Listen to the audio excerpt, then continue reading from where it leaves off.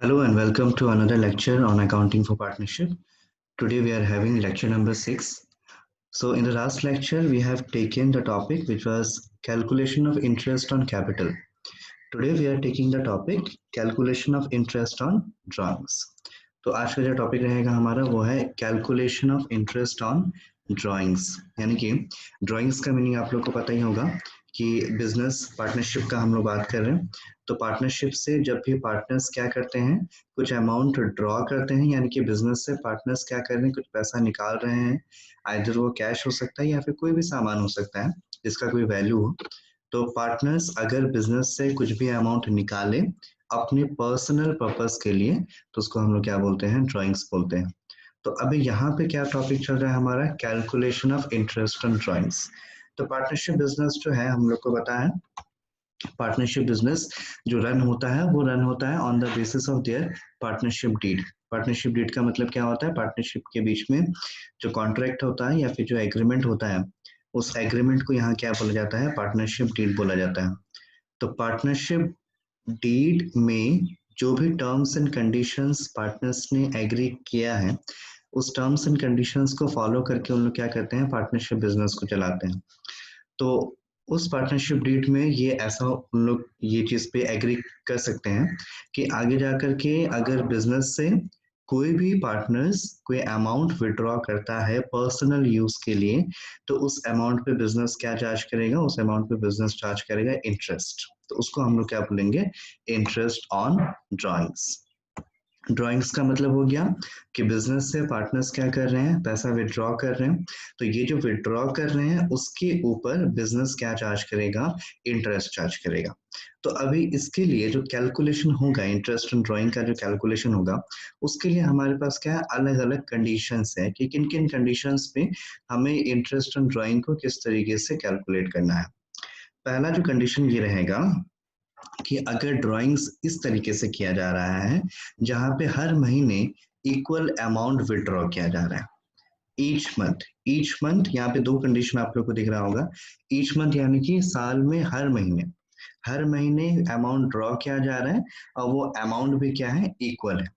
तो अगर इस तरीके का कंडीशन रहता है जहां पे कोई भी पार्टनर हर महीने एक इक्वल अमाउंट विड्रॉ कर रहा है अपने पर्सनल पर्पस के लिए, तो उस पे भी क्या होगा, अपने पास तीन कंडीशंस आ सकते हैं। हर महीने विड्रॉ हो रहा है, इक्वल अमाउंट विड्रॉ हो रहा है, लेकिन तीन कंडीशन क्या हो सकता है कि वो जो अमाउंट विड्रॉ हो रहा है वो अमाउंट विड्रॉ कब हो रहा है।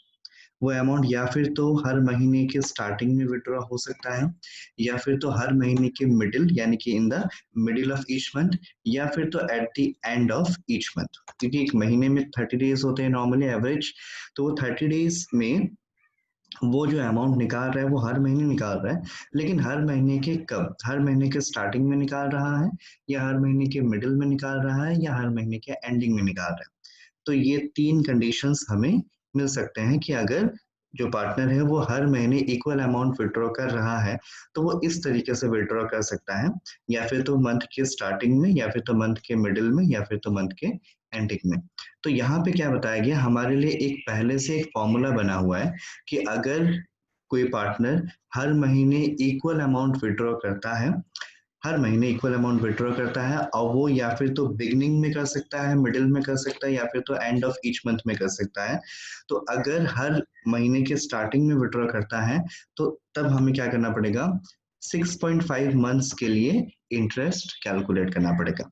अगर मिडिल में विड्रॉ करता है तो हमें 6 मंथ्स के लिए जो इंटरेस्ट है वो कैलकुलेट करना पड़ेगा, और अगर हर महीने के एंडिंग में विड्रॉ करता है तो हमें विड्रॉ का जो कैलकुलेशन है वो हमें करना पड़ेगा 5.5 मंथ्स के लिए। तो इसको अभी हम लोग देखते हैं, ये जो रूल है इसको हम लोग अप्लाई कैसे करेंगे। तो इसमें हम लोग एक एग्जांपल देखते हैं कि सपोज ये रहा हमारा एग्जांपल। सपोज क्वेश्चन में हमें ये बताया गया है कि A and B are partners in a firm, A and B partners है फर्म में। ए क्या कर रहा है, A 500 rupees per month private use के लिए बिजनेस से निकाल रहा है, पर मंथ यानी कि हर महीने 500 रुपीज निकाल रहा है। पार्टनरशिप डीड के मुताबिक ये जो ड्राइंग कर रहा है 500, इसके ऊपर क्या चार्ज होगा, 12% per annum interest on drawing हमें चार्ज करना है। अब हमें क्या बोल रहा है कि calculate the interest that should be charge to the partners if the drawing is made. अब हमें ये बता रहा है कि ठीक है, वो तो ड्राइंग हर महीने 500 रुपीज कर रहा है, अब हमें इंटरेस्ट कैलकुलेट करना है ये एज्यूम करके कि अगर वो हर महीने के स्टार्टिंग में विड्रॉ करता है तो इंटरेस्ट कितना होगा। तो सबसे पहले ये देखिए, 500 रुपीज करके अगर हर महीने वो विड्रॉ कर रहा है तो हमें ईयर के एंडिंग में कैलकुलेट करना है। तो एक साल में कितने मंथ होंगे, 12 मंथ्स होंगे। तो सबसे पहले यहाँ क्या करना होगा, 500 मल्टीप्लाइड बाय 12, क्योंकि हमें एक साल का टोटल ड्रॉइंग्स लेना है। उसके बाद में रेट ऑफ इंटरेस्ट कितना है, रेट ऑफ इंटरेस्ट है 12%। तो 12% होने से क्या हो जाएगा, 12/100। और यहाँ पे हम लोगों ने रूल देखा था कि हर महीने के अगर स्टार्टिंग में अगर आप लोग विड्रॉ करते हैं तो स्टार्टिंग में होने से हमें कैलकुलेट करना पड़ेगा 6.5 मंथ्स के लिए, यानी कि 6.5 डिवाइडेड बाय 12। हम पूरे 12 महीने के लिए कैलकुलेट नहीं करेंगे, हम उससे कैलकुलेट करेंगे एवरेज 6.5 मंथ्स के लिए। तो सबसे पहले फिर से देख लीजिए आप लोग कि सबसे पहले हम लोगों ने 500 लिया, 500 पर मंथ था, उसको ईयर में कन्वर्ट करना है तो हमें 12 से मल्टीप्लाई करना पड़ेगा। ये जो 12% है ये रेट ऑफ इंटरेस्ट है, ये कुछ और भी हो सकता है क्वेश्चन के मुताबिक। और अब क्या हो रहा है कि हम लोग क्वेश्चन नंबर 1 कर रहे हैं, पॉइंट नंबर 1 कर रहे हैं। तो पॉइंट नंबर 1 में ये बताया गया है कि in the beginning of each month वो विड्रॉ कर रहा है। तो अगर in the beginning of each month होता है तो हमें कितना दिन के लिए कैलकुलेट करना है, हमें कैलकुलेट करना है 6.5 मंथ्स के लिए। तो 6.5 डिवाइडेड बाय 12, तो टोटल आ जाएगा 390। अब क्या होगा, फॉर्मूला सेम रहेगा, लेकिन अगर वो in the middle of each month करता है तो सब कुछ सेम रहेगा, हमें ये वाला चेंज करना पड़ेगा। एवरेज पीरियड का फॉर्मूला क्या हो जाएगा तब, एवरेज पीरियड हमें लेना पड़ेगा 6 मंथ। तो इसीलिए जब हम लोग सेकंड वाला पॉइंट करेंगे जहां पे ड्राइंग्स हर महीने के मिडिल में किया जा रहा है तो हमें कैलकुलेशन करना पड़ेगा 6 मंथ्स के लिए। और अगर हर मंथ के एंडिंग में कैलकुलेट किया जाता है तो हमें लेना पड़ेगा 5.5 मंथ्स। तो यही था फॉर्मूला, ये क्या बोल सकते हैं, फिक्स्ड फॉर्मूला है। ये फॉर्मूला तभी एप्लीकेबल होगा जब हर महीने इक्वल अमाउंट विड्रॉ किया जा रहा है। अगर किसी महीने में गैप हो जाता है, विड्रॉ नहीं करते हैं, तो ये फॉर्मूला अप्लाई नहीं होगा। या फिर हर महीने मान लीजिए वो जो पार्टनर है वो विड्रॉ कर रहा है लेकिन हर महीने का अमाउंट इक्वल नहीं है, तो भी ये फॉर्मूला अप्लाई नहीं होगा। ये फॉर्मूला तभी अप्लाई होगा जब हर महीने इक्वल अमाउंट विड्रॉ किया जा रहा है। इसी तरीके से क्या है कि ऐसा भी हो सकता है कि जो पार्टनर्स है वो मंथली विड्रॉ नहीं कर रहा है, पार्टनर्स क्या विड्रॉ कर रहा है, क्वार्टरली विड्रॉ कर रहा है। क्वार्टरली मतलब हर 3 महीने में वो विड्रॉ कर रहा है। तो इस तरीके से भी क्वार्टरली के ऊपर भी हमारे पास क्या है, पहले से एक फिक्स्ड फॉर्मूला है जो हमें फॉलो करना है। सपोज सेम क्वेश्चन हम लोग ले रहे हैं, सेम क्वेश्चन को क्या कर दिया हम लोगों ने, एवरी मंथ था वहां पे, अब क्या कर दिया, एवरी क्वार्टर कर दिया। यानी कि 500 रुपीज जो पार्टनर था वो पहले हर महीने निकाल रहा था, अब मान लीजिए वो हर क्वार्टर निकाल रहा है। क्वार्टर का मतलब क्या हो जाएगा, 3-3 महीने के बाद। तो एक साल में अगर 3-3 महीने के बाद वो निकालेगा तो एक साल में कितने क्वार्टर होंगे, एक साल में टोटल 4 क्वार्टर्स हमें मिलेंगे, क्योंकि 12 मंथ्स होता है। 12 मंथ्स में अगर वो 3-3 महीने के गैप करके अगर वो पैसा निकालता है तो एक क्वार्टर में 3 महीना होता है।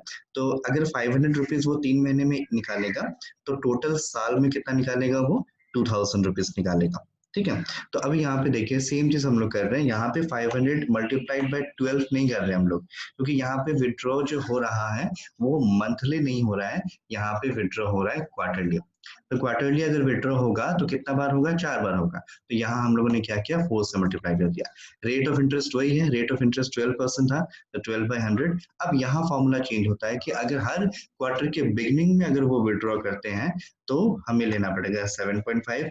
मिडिल का फॉर्मूला वही है, 6 मंथ ही लेना पड़ेगा। और हर क्वार्टर के अगर एंडिंग में वो विड्रॉ करते हैं तो हमें लेना पड़ेगा 4.5।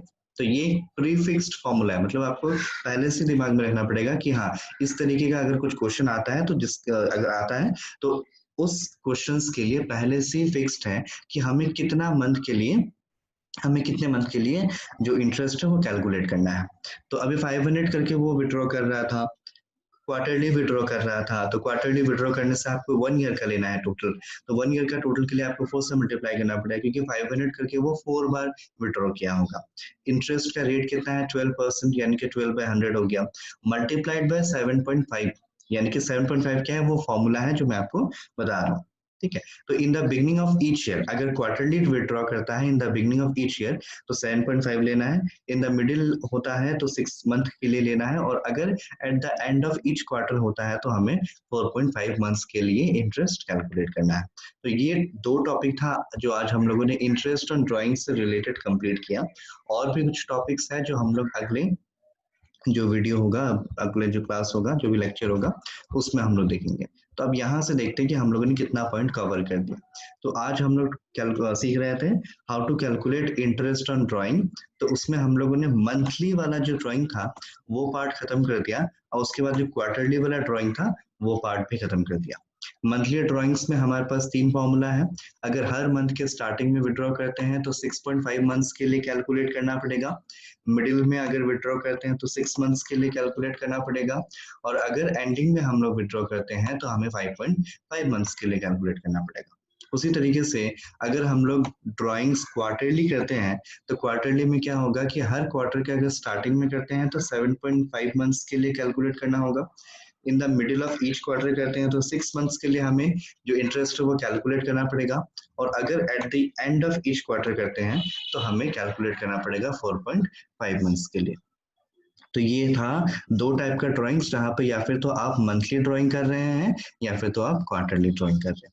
उसके बाद में ऐसा भी हो सकता है कि अलग अलग टाइप का अमाउंट अलग अलग डेट्स में विड्रॉ किया जा रहा है, या फिर तो कभी कभी ऐसा भी हो सकता है कि डेट ऑफ ड्राइंग जो है वो हमें क्वेश्चन में नहीं दिया जा रहा है। तो उन केसेस में हमें ड्राइंग्स का कैलकुलेशन कैसे करना है वो हम लोग अगले वीडियो में देखेंगे।